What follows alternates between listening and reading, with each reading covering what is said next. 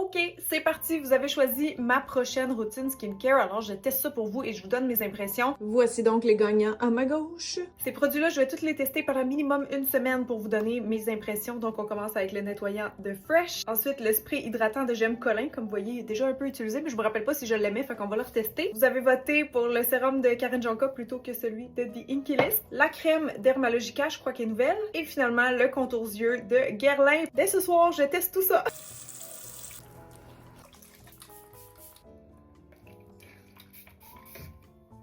Un petit peu.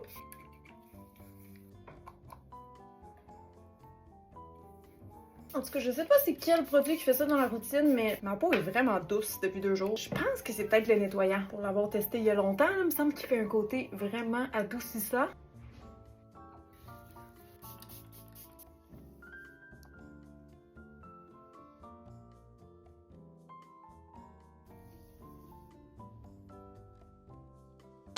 C'est l'heure de la conclusion. J'ai un avis. Pour vrai, c'était une meilleure semaine que la dernière fois que vous aviez choisi mes produits. Je vous avoue que je m'ennuie quand même de ma routine habituelle. J'ai senti que je manquais un petit peu d'hydratation au cours de la semaine. Fait que ce nettoyant-là de Fresh, je le connaissais déjà, je l'aimais déjà, mon avis a pas changé. Je trouve qu'il adoucit beaucoup la peau puis qu'il est pas trop décapant non plus. Le spray Gemme Colin, écoutez, ça faisait sa job pour hydrater, mais j'ai vraiment juste trop de la misère avec l'odeur. Je trouve ça trop intense à cause qu'on se le vaporise. On dirait que ça m'agresse les narines. Fait que c'est pour ça que je continuerai pas à l'utiliser malheureusement. Ce sérum-là de Karen Jonka, j'ai été impressionnée, honnêtement, il était vraiment bien. Je trouve pas que c'est mon meilleur genre de sérum à l'acide hyaluronique pour venir lisser la peau, mais pour l'effet de lift, pour l'effet vraiment comme skin tightening un peu, là, j'ai vraiment trouvé qu'il marchait super bien. Tu sens un petit effet genre de fermeté, mais pour le côté, mettons, repulpant, hydratant, il y en a d'autres que je préfère. Le contour d'yeux Guerlain, j'ai comme envie de continuer à l'essayer parce qu'il coûte tellement cher, je suis comme là. Il me faisait un peu penser au double sérum yeux de Clarins, juste parce que c'est moitié crème, moitié sérum, puis il faisait le même genre d'effet justement un petit peu raffermissant au contour des yeux. Ça, c'est vraiment ce que j'ai remarqué le plus. Il était bien hydratant aussi. J'avais un petit effet, oui, de ridule repulpé tout le kit, mais c'est pas, encore une fois, mon plus repulpant, mon plus hydratant à suivre. Et finalement, la crème de Dermalogica, écoutez, je sais pas trop quoi en penser, honnêtement. Je suis comme nerd, parce que quand elle sort de même du tube, elle a l'air vraiment comme riche, mais je trouvais qu'elle était vite absorbée par ma peau, comme si ça devient plus une texture lotion. Puis sur le site, je pense qu'il y a un conseil carrément pour des peaux mixtes. C'est qu'après quelques jours d'utiliser cette routine-là aussi, vu qu'il y avait bien des ingrédients hydratants puis certains qui étaient un petit peu plus comédogènes que d'autres, je me suis rendu compte que j'avais comme plus de points noirs avec cette routine-là qu'avec ma régulière. Fait que je sais pas, c'est bizarre, même s'il file léger, je le trouvais comme quasiment plus nourrissant, on dirait, sur ma peau qu'hydratant. Mais même si j'aimais l'effet genre hydratant, désaltérant, glowy de la crème instantanément, après ça, ça devient vraiment comme mop puis un petit peu au toucher cireux. Et pas mauvais, c'est juste que pour mon type de peau, c'est pas le meilleur choix, je pense. Fait que